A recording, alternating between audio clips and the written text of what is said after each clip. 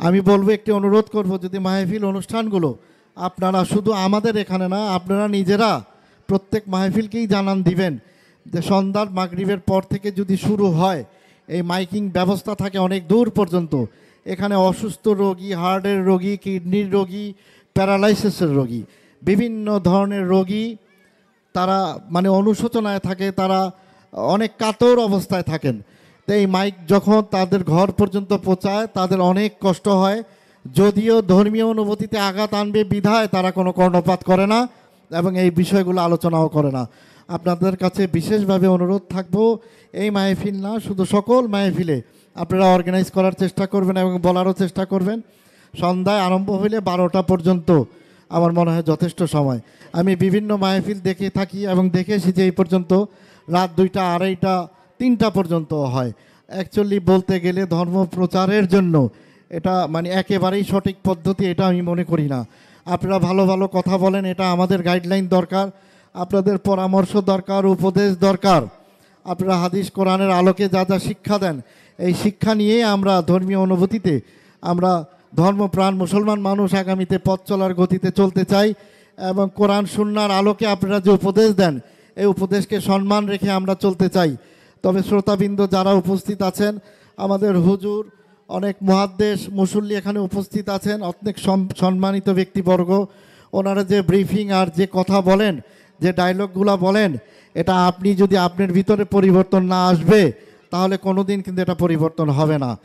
আল্লাহ বলেছে, কাল কিয়ামতের দিন তোমার পিতা মাতা, সন্তান সন্ততি, ধন সম্পদ বিন্দু পরিমাণ কাজের না, বিন্দু পরিমাণ না, এক মুহূর্তের জন্যও না। অতএব আমার কর্মের জন্য শুধু আমি দায়ী থাকব, কবরে শুধু জবাবদিহিতা আমার থাকবে, অন্য কেউ না। কোনো হুজুর, কোনো মুহাদ্দিস, কোনো আলেম আমার জন্য সুপারিশেও যাবে না। যাই হোক, ওনাদের কথা শুনে আমরা শুনবো ধৈর্য সহকারে এবং প্রপারলি আমল করারও চেষ্টা করব ইনশাআল্লাহ।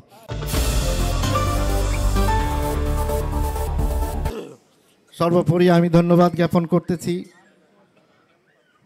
যে রহমতগঞ্জ যুব ঐক্য আয়োজিত যে প্রোগ্রাম যে অনুষ্ঠিত করতে যাচ্ছেন বা হতে যাচ্ছে, এটার প্রতি আন্তরিক অভিনন্দন এবং শ্রদ্ধা জ্ঞাপন করতেছি।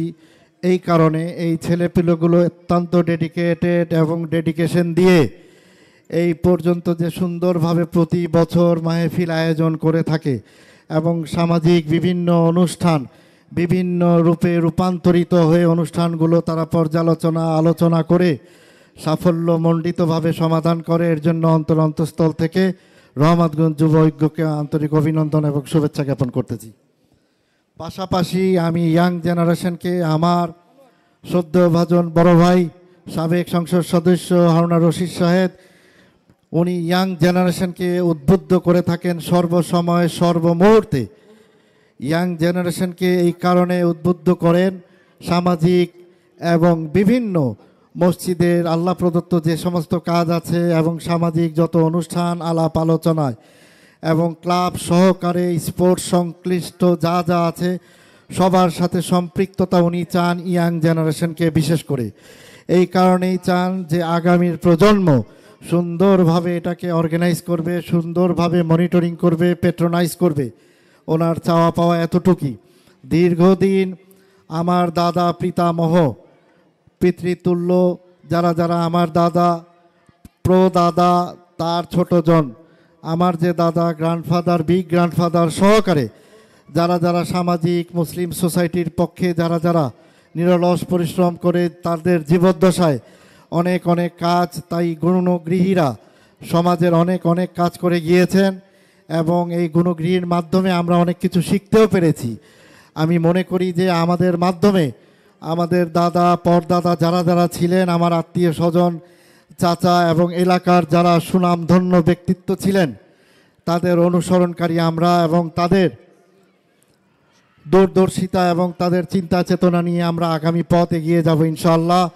বিশেষ করে আমি আমার শ্রদ্ধেয়ভাজন সাবেক সংসদ সদস্য হারুন ভাইকে বলবো, আপনি অনেক প্রতিকূল পরিস্থিতির মাধ্যমেও আপনি আমাদেরকে অনেক সময় দিচ্ছেন, এর জন্য ধন্যবাদ জানাই। আমি বিশেষ করে আমি দুটা ক্লাবকে একটু হাইলাইট করতে চাই। এই কারণে আপনারা জানেন যে নিশ্চয়ই ঢাকা শহরে ঢাকা সাউথই যদি ধরেন, তরুণ সমাজ এবং রহমতগঞ্জ যুব ঐক্য ছাড়া কারো কোনো রেজিস্ট্রেশন নাই। আমি অত্যন্ত আনন্দের সাথে তাদের ধন্যবাদ জ্ঞাপন করতে চাই। আমাদের সাবেক সংসদ সদস্য হারুনার রশিদের নিরলস পরিশ্রমে এবং দক্ষতার কারণে আমাদের সেক্রেটারি সাহেব ইসরাফিল ভাই এবং নাজিমুদ্দিন ভাই দুইজনের পরিশ্রমের কারণে রহমতগঞ্জ তরুণ সমাজকে অদ্যাবধি পর্যন্ত একটা সুন্দর অবস্থানে রাখতে সক্ষম হয়েছে। বিভিন্ন মেনু নিয়ে, স্পোর্টস নিয়ে এবং বিগত দিনের অনেক কারুকার্য নিয়ে তারা প্রোগ্রাম অর্গানাইজ করে থাকে। অনেক ইতিমধ্যে জানেন আপনারা, র্যাকেট টুর্নামেন্ট নিষ্পত্তি করেছে তারা, ক্যারাম বোর্ড প্রতিযোগিতার প্রোগ্রাম নিষ্পত্তি করেছে, কম্বল বিতরণের অনুষ্ঠান নিষ্পত্তি করেছে এবং আগামীতে হারুন ভাইয়ের নির্দেশনায় আমাদের বহু চিরচারিত প্রচলিত চুন্নু মাকসুর টুর্নামেন্ট আগামীতে আছে, সেটা ইনশাল্লাহ নিষ্পত্তি করবেন। আমি দয়া করে ক্ষমা নিতে চাই আপনাদের কাছে। একটা মাহফিলের প্রোগ্রামে বা একটা মসজিদের প্রোগ্রামে, সামাজিক কোনো প্রোগ্রামে, যে কোনো মঞ্চে উঠে মানুষ একটা ইস্যু নিয়ে বিভিন্ন ব্যাপারে আলোচনা করে থাকে। অবশ্যই আমরা যে আলোচনাগুলো করতেছি এটা সামাজিক আলোচনা। সমাজের গণ্ডিতে যেহেতু আমরা মানব জাতি লিপিবদ্ধ আছি, এই মানব জাতি আমরা সামাজিক গণ্ডিতে আমরা একসাথে আছি, সামাজিক আলোচনা করা জরুরি বলে মনে করি। আমি এই কারণে আপনাদের সাথে ডিসকাশন করতেছি। পাশাপাশি আমরা যুব ঐক্যকে বারংবার ধন্যবাদ জানাবো এই কারণে তারা বিভিন্ন ধরনের প্রোগ্রাম অর্গানাইজ করে থাকেন এবং আগামীতে এই প্রোগ্রামগুলো সুন্দরভাবে অর্গানাইজ করবেন। বিশেষ করে আমার ভাতিজা সানি, আমাদের জাহিরুল, আমাদের সানোয়ার, মিশু ভাইগনা আছে, তাদেরকে আমি অশেষ ধন্যবাদ জানাই। মাসুদ সহকারে আরও যারা রেজিস্ট্রেশন করতে পারেননি ক্লাবগুলোকে, আপনাদেরকে অনুরোধ করব আপনারা দ্রুত চেষ্টা করে, রহমতগঞ্জে ব্যাঙের ছাতার মতো অনেক ক্লাব আছে, কিন্তু ক্লাবকে হারুন ভাই সবসময় বলে থাকে অ্যাক্টিভিটিস ছাড়া কোনো ক্লাবের ভ্যালু নাই। আপনাদের সবারই অ্যাক্টিভিটিস থাকতে হবে। তরুণ সমাজকেও বলবো আমি, তাদের অ্যাক্টিভিটিস যথেষ্ট আছে এবং আরও বাড়িয়ে দেওয়ার জন্য আমি যুব সমাজ ঐক্য সমাজকেও বলবো তারাও যেমন অ্যাক্টিভিটিস বাড়িয়ে দেয়। এবং রহমতগঞ্জ মুসলিম ফ্রেন্ডস সোসাইটির সাথে যারা জড়িত আছেন, আমার শ্রদ্ধেয় ভাজন বড় ভাইকে বলবো আমরা আনুষ্ঠানিকভাবে ওনার কাছে যাব। আমাদের সেক্রেটারি সাহেব একটি ব্যস্ততার কারণে উনি উপস্থিত হতে পারেননি, হয়তো বা রাস্তায় আছে, কিছুক্ষণ পরে উপস্থিত হতেও পারেন। তার সাথে আমরা আলোচনা করে আমরা হারুন ভাইকে অনুরোধ করব সকল কর্মকর্তাবৃন্দ ওখানে যাব, আপনার কাছে আপনার শরাপন্ন হব, আপনার সাথে ডিসকাশন করে। আমাদের 1 নম্বর জয়েন্ট সেক্রেটারি শেখ জাভেদ উপস্থিত আছেন এবং টিম ম্যানেজার সাহেব হাজি আলমগীর উপস্থিত আছেন, আরও 2-4 জন কর্মকর্তাকে নিয়ে আপনার কাছে যেয়ে আমরা আশা করব যে আপনি রোজার আগেই যদি একটা টাইম দিয়ে দেন তাহলে আমরা ইনশাল্লাহ আমরা ওই ঘোষণাটা আপনার মাধ্যমে এবং আপনি সুন্দরভাবে রহমতগঞ্জ ঐতিহ্যবাহী ক্লাবের ঘোষণা পূর্ণাঙ্গ কমিটির দিয়ে যাবেন বলে আমি আশা ব্যক্ত করতেছি। আজকে মাহফিলের ভিতরে আজকে আমাদের সাবেক কমিশনার 30 নম্বর ওয়ার্ডের রহমতগঞ্জ মুসলিম ফ্রেন্ডস সোসাইটির সাধারণ সম্পাদক, অত্যন্ত দক্ষ সংগঠক, রাজনৈতিক নেতা এবং সামাজিক প্রতিষ্ঠিত একজন নেতা, উনি আমাদের মাঝে উপস্থিত হয়েছেন। আপনাদের জানান দিলাম, কিন্তু কোনো করতালিরও প্রয়োজন নাই, কিছুরও প্রয়োজন নাই। ধন্যবাদ। আমি সামাজিক অনুষ্ঠানের কথাও বললাম, ক্লাবের কথাও বললাম।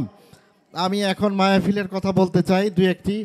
মাহফিল হচ্ছে মাহফিলের মতো 11তম মাহফিল অনুষ্ঠিত হতে যাচ্ছে।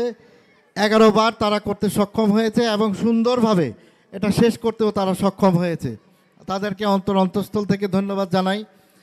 আমি যে কথাটা বলতে চাচ্ছি, আমাদের হুজুররা যেভাবে মাহফিল পরিচালনা করে থাকেন, খুব সুন্দর ধর্মীয় অনুভূতিতে আমরা অনেক শান্তি পাই এবং আত্মার শান্তি থাকে। তবে আমার ব্যক্তিগত কথা আমি আপনাদের একটি উদ্দেশ্য বলতে চাই। আমি জানি না কার মনে লাগে বা কার মনে আঁচ কাটে বা দাগ লাগে। আমি বলবো, একটি অনুরোধ করব, যদি মাহফিল অনুষ্ঠানগুলো আপনারা শুধু আমাদের এখানে না, আপনারা নিজেরা প্রত্যেক মাহফিলকেই জানান দিবেন যে সন্ধ্যার মাগরিবের পর থেকে যদি শুরু হয়, এই মাইকিং ব্যবস্থা থাকে অনেক দূর পর্যন্ত। এখানে অসুস্থ রোগী, হার্টের রোগী, কিডনির রোগী, প্যারালাইসিসের রোগী, বিভিন্ন ধরনের রোগী তারা মানে অনুশোচনায় থাকে, তারা অনেক কাতর অবস্থায় থাকেন। তো এই মাইক যখন তাদের ঘর পর্যন্ত পৌঁছায় তাদের অনেক কষ্ট হয়। যদিও ধর্মীয় অনুভূতিতে আঘাত আনবে বিধায় তারা কোনো কর্ণপাত করে না এবং এই বিষয়গুলো আলোচনাও করে না। আপনাদের কাছে বিশেষভাবে অনুরোধ থাকবো, এই মাহফিল না শুধু সকল মাহফিলে আপনারা অর্গানাইজ করার চেষ্টা করবেন এবং বলারও চেষ্টা করবেন। সন্ধ্যায় আরম্ভ হইলে 12টা পর্যন্ত আমার মনে হয় যথেষ্ট সময়। আমি বিভিন্ন মাহফিল দেখে থাকি এবং দেখে এসেছি এই পর্যন্ত রাত 2টা, 2:30, 3টা পর্যন্ত হয়। অ্যাকচুয়ালি বলতে গেলে ধর্ম প্রচারের জন্য এটা মানে একেবারেই সঠিক পদ্ধতি এটা আমি মনে করি না। আপনারা ভালো ভালো কথা বলেন, এটা আমাদের গাইডলাইন দরকার, আপনাদের পরামর্শ দরকার, উপদেশ দরকার। আপনারা হাদিস কোরআনের আলোকে যা যা শিক্ষা দেন, এই শিক্ষা নিয়েই আমরা ধর্মীয় অনুভূতিতে আমরা ধর্মপ্রাণ মুসলমান মানুষ আগামীতে পথ চলার গতিতে চলতে চাই। এবং কোরআন সুন্নাহর আলোকে আপনারা যে উপদেশ দেন, এই উপদেশকে সম্মান রেখে আমরা চলতে চাই। তবে শ্রোতাবৃন্দ যারা উপস্থিত আছেন, আমাদের হুজুর, অনেক মুহাদ্দিস মুসল্লি এখানে উপস্থিত আছেন, অনেক সম্মানিত ব্যক্তিবর্গ, ওনারা যে ব্রিফিং আর যে কথা বলেন, যে ডায়লগগুলো বলেন, এটা আপনি যদি আপনার ভিতরে পরিবর্তন না আসবে তাহলে কোনো দিন কিন্তু এটা পরিবর্তন হবে না। আল্লাহ বলেছে কাল কিয়ামতের দিন তোমার পিতা মাতা সন্তান সন্ততি ধন সম্পদ বিন্দু পরিমাণ কাজের না, বিন্দু পরিমাণ না, এক মুহূর্তের জন্যও না। অতএব আমার কর্মের জন্য শুধু আমি দায়ী থাকব, কবরে শুধু জবাবদিহিতা আমার থাকবে, অন্য কেউ না। কোনো হুজুর, কোনো মুহাদ্দিস, কোনো আলেম আমার জন্য সুপারিশেও যাবে না। যাই হোক, ওনাদের কথা শুনে আমরা শুনবো ধৈর্য সহকারে এবং প্রপারলি আমল করারও চেষ্টা করব ইনশাআল্লাহ। সবাইকে আমার কথাতে যদি কোনো আন্তরিকভাবে কোনো ক্ষত বিক্ষত বা আপনি মনে কষ্ট পেয়ে থাকেন, আল্লাহর হস্তে মাফ করে দিবেন। এবং আমি আসলে গাইডলাইন উপদেশ দেওয়ার কেউই ন। আমি আলেমরা, ওলেমারা, অনেক বুজুর্গন ব্যক্তি উপস্থিত আছেন, তারাই যথেষ্ট আপনাদের ব্রিফ গাইডলাইন করার জন্য। আপনারা ভালো থাকুন, সুস্থ থাকুন, সুন্দর থাকুন। আপনার এবং আপনার পরিবারের মঙ্গল কামনা করে আমি দুটি কথা বলার সুযোগ করে দিয়েছেন, আন্তরিক কৃতজ্ঞতা প্রকাশ করতেছি। সবাইকে ধন্যবাদ, প্রিয় এলাকাবাসী সবাইকে ধন্যবাদ, অশেষ অশেষ ধন্যবাদ। আপনারা সুস্থ থাকুন, সুন্দর থাকুন, সবার প্রতি দোয়া রইল। আমার শ্রদ্ধেয় ভাজন বড় ভাই সহকারে সকল মুরব্বীর জন্য আপনারা দোয়া করবেন। আপনাদের কাছে শুধু দোয়া চাই, শুধু দোয়া চাই, শুধু দোয়া চাই, আর কিছু কাম্য নাই। এবং আমাদের সাথে থাকেন, পাশে থাকেন। সবাইকে ধন্যবাদ। বাংলাদেশ জিন্দাবাদ, রহমতগঞ্জ মুসলিম ফ্রেন্ডস সোসাইটি জিন্দাবাদ। এবং মাহফিলের যারা আয়োজন করেছে যুব সমাজকে, যুব ঐক্যকে অশেষ অশেষ ধন্যবাদ। অন্তরস্থল থেকে অভিনন্দন এবং কৃতজ্ঞতা প্রকাশ করতেছি।